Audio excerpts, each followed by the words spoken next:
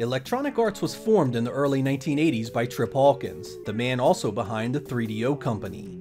The early years of its life were focused mainly on the home PC market, with titles appearing on the likes of the Amiga, Apple, Atari, and Commodore 64 machines. Electronic Arts would have a profound effect on the Sega Genesis in 1990, where it began releasing many of these home PC ports on Sega's new 16-bit entry. Throughout the life of the product, EA would release hundreds of software titles, ranging from the hugely popular John Madden football series to action IPs such as Desert Strike. If you were a Genesis or Mega Drive kid in the 90s, chances are you had a fair amount of exposure to games with the EA label. One of the common misconceptions about the Sega Saturn's poor performance in the West is that Electronic Arts wasn't on board with Sega's troubled 32-bit effort. The fact is, EA supported the Saturn strongly in its early years, bringing classic Genesis staples like Madden and Road Rash right beside their PlayStation counterparts. We'd even see a number of Electronic Arts' newer franchises land on the Saturn promptly, such as the Need for Speed.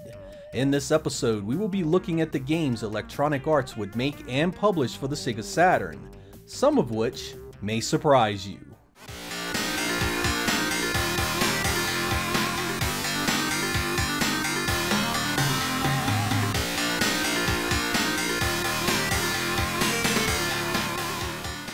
Theme Park was a sim-style game where you needed to manage your own theme park.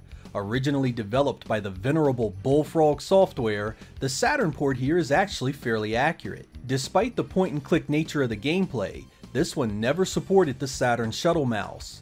There's a Japanese-only variant of this with redrawn graphics called Shim Theme Park as well. FIFA began its popularity on the Sega Genesis, and it continued well into the life of the Sega Saturn, starting with FIFA 96. Now utilizing a 3D engine, commentary, and more robust gameplay, this version was actually not too bad for an early life Saturn product. High Octane was another Bullfrog Software joint, this time a combat racer using hover cars.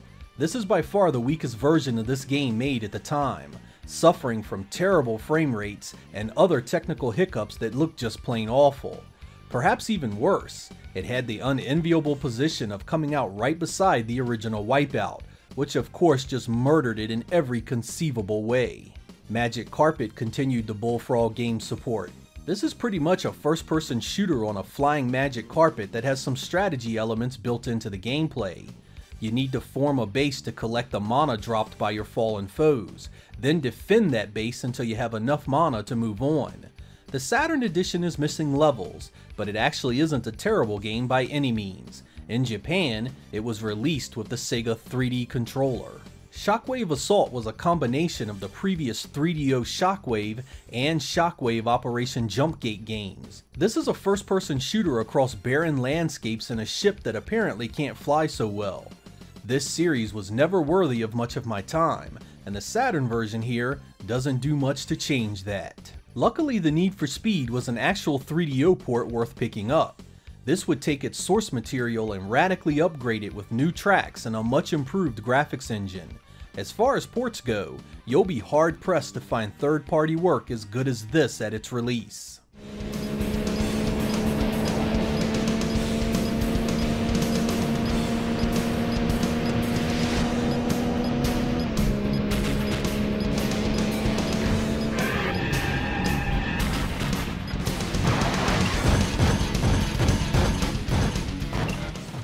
Road Rash was another port of a 3DO game that saw a solid release on the Saturn. The Saturn version here is a far smoother running game, and I dare say smoother than the PlayStation version in areas, though it takes some major hits in sound, where the 3DO version remained king. You knew of course John Madden was going to show up eventually. First hitting the Saturn is Madden 97. EA stayed out of the 32-bit football wars in 1995, but they showed up strong here with a game that looked, sounded, and played awesome. I can still play this game thanks to its smooth engine and 2D sprites. Space Hulk, Vengeance of the Blood Angels had always been a sort of enigma to me back in the old days. It looked like a Doom clone, but was anything but that. It's actually a real-time strategy game played from a first-person perspective. You need to set up your units to defend and attack accordingly, and gain rank to get more units under your command. It's the kind of game that can easily vex you at first, but there is more here than meets the eye. PGA Tour 97 would bring EA's golf franchise to the Saturn, though this one is a bit of a letdown. There's nothing here broken, but it just isn't as good as some of the games out at the time. Even the launch title Pebble Beach plays a better game of golf. NHL 97 was a rather weak entry into the hockey game series that EA had done so well on the Sega Genesis. Crappy visuals and so-so gameplay make this the weakest game in the series in my opinion. Andretti Racing showed up strong on the Saturn, especially its graphics engine, which was damn close to the PlayStation version of the game. This has some decent gameplay too, covering both stock car and IndyCar racing, as well as a bunch of tracks. It has a 2-player split screen mode as well. Crusader No Remorse is an isometric action strategy game that is really difficult to get into. The gameplay is methodical to a nearly infuriating level, spending as much time figuring out how to open doors as you do in combat. It's a cumbersome experience with the controller, but there is fun to be had here once you know what you're doing. Soviet Strike was a continuation of the popular Genesis Strike series, now with a 3D engine backing up its impressive gameplay.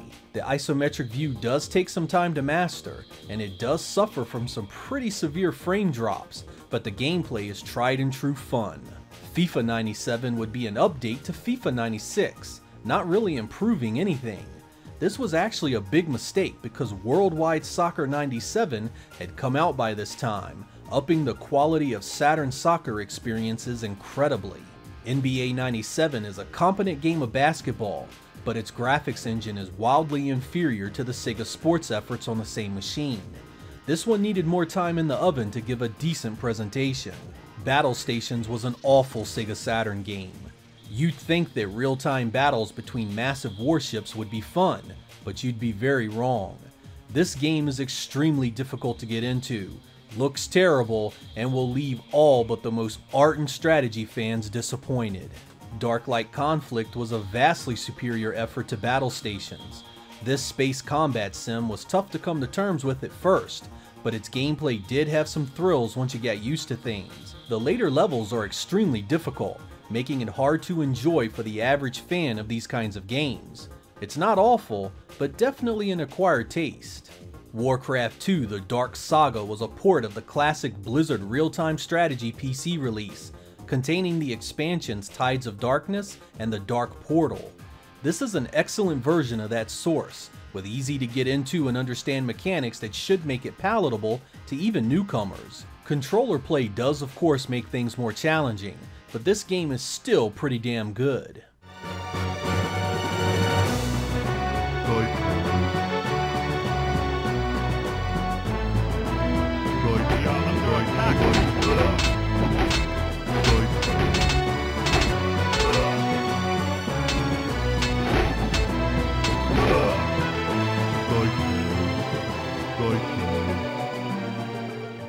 Madden 98 was an update to the previous Madden 97 engine, and for the most part, just as good. Other franchises had started moving on to 3D polygon players that looked just awful to my eyes, so I was really happy EA stuck with 2D sprites for this one. They looked better and played faster. NASCAR 98 was EA's attempt to cash in on the rising popularity of the motorsport here in the US. Unfortunately, the extra pizzazz offered by combining F1 tracks and cars in the previous Andretti Racing was completely lost, leaving us a bare-bones package of boredom here. FIFA Road to the World Cup 98 would lead you to think that EA would have made big advances in their efforts on the Saturn, since this was a third-generation engine by this time. Not so at all, with this abomination running like absolute dreck compared to its Sega Sports competition. Even worse, the gameplay is wildly affected by this poor performance, making this effort an absolute skip for even the most die-hard soccer fans. NBA Live 98 is a solid basketball game with a noticeably improved graphics engine for this edition. The gameplay here is fun and easy to get into, but the visuals still take a big hit compared to the Sega Sports efforts. A shame, this one could have been a must-own. As it is, NBA Action 98 looks and runs significantly better. NHL 98, the very last game EA would release for the Sega Saturn, or any Sega system for that matter, is another unfortunate weak entry into their sports lineup. Whether EA just phoned in these ports because of the shrinking Saturn market, or it's a side effect of the prioritization of the PlayStation platform, this was a big letdown in comparison to the Sega Sports alternative. It's an improvement over NHL 97, but it still doesn't run as well, play as well, or sound as good as NHL All-Star Hockey 98. Electronic Arts would also branch out to publish some Japanese games under its umbrella, as well as bring Europe a few games that had been released by other companies here in the US. Shockingly, it was even responsible for a number of Japanese exclusives that are insanely popular. Alone in the Dark 2 is a sequel to the 3D survival horror inspiration to the Resident Evil franchise. EA would team up with Victor to bring it out in Japan. Shell Shock is a core design tank action game that Electronic Arts would release in Japan. Played from a first-person perspective and set to a hip-hop theme, it's a fairly average game overall, but does have a smooth graphics engine and easy-to-understand gameplay. Blood Factory is the Japanese renaming of the popular game Loaded, developed by Gremlin Interactive. Electronic Arts again teamed with Victor to release it in Japan. This is a personal favorite of mine, sort of a Diablo-style game set in a massive prison for the criminally insane. Sokyo Gurentai is a popular vertically scrolling shoot-'em-up that only saw release in Japan. It was an original STV Titan arcade port, with Electronic Arts teaming up with Virgin Interactive to bring it home. A top 10 Saturn shoot-'em-up for sure. Independence Day was a poor air combat shooter that Electronic Arts published in Europe. Why they felt the need to bring this stinker out is beyond me. Some enjoy the simplistic fun of it, but I can't stand it. Rabbit is a 2D fighting game that Electronic Arts decided to publish in Japan only. This one is pretty solid, with some nice animation and wacky characters who have animal powers. It won't be dethroning Street Fighter 03, but there is a decent fighting game here for fans. I am not a fan of Croc, but Electronic Arts decided to distribute the game in Europe along with Fox Interactive. There's a reason this was rejected by Nintendo as a Yoshi game. Sorry, Croc fans. The same agreement that saw Electronic Arts working with Fox Interactive to bring you Croc also saw it distribute Die Hard Trilogy. This collection of smaller games from the Die Hard movies has its up and downs, but isn't terrible. Battle Garega, the insanely popular shoot-'em-up that was a Saturn exclusive during the era, was published by none other than Electronic Arts in Japan. As if this isn't surprising enough, this also happens to be one of the shoot-'em-ups that I absolutely cannot play worth a damn. I have spent hours with it, only to be hammered and infuriated time and time again. Playing it again here only reminded me how much I suck at it.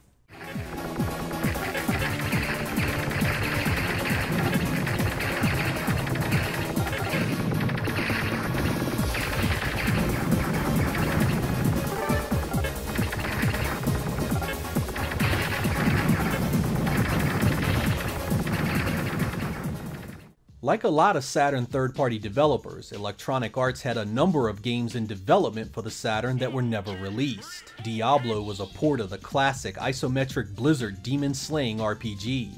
I was really looking forward to this one because I did not own a PC at the time, and all my friends were raving about it. It was eventually released on the PlayStation, and no Saturn footage is known to exist. Nuclear Strike was a sequel to Soviet Strike, though it was cancelled as the Saturn market began to implode in North America. The PS1 version remains a personal favorite of mine. Viewpoint was an isometric shoot-'em-up originally released on the Neo Geo. Electronic Arts announced a port for the Saturn at E3 1995, but the project was later cancelled for unknown reasons. At that same E3, Electronic Arts also announced a port of Wing Commander 3: Heart of the Tiger. This was an epic continuation of the series starring Mark Hamill himself, and was even advertised for the Sega Saturn. It would also be cancelled for unknown reasons, making its way to the PlayStation in 1996. While the Sega Saturn had enjoyed a ton of success thanks to many of Electronic Arts' properties, the Saturn would suffer diminished returns thanks to the rise of the Sony PlayStation. Electronic Arts had many strong titles for the system early in its life, but later efforts saw obvious decline in importance. Electronic Arts was more concerned with making the PlayStation version the best, and it showed in nearly everything Electronic Arts released in 1997 onward. There are some gems here, however, and many of these games would be the last time we'd ever see EA release them on a Sega machine. Whether you love or hate Electronic Arts today, I couldn't imagine a Sega experience without them. I'm Sega Lord X. Thank you guys for watching, and I will catch you next time.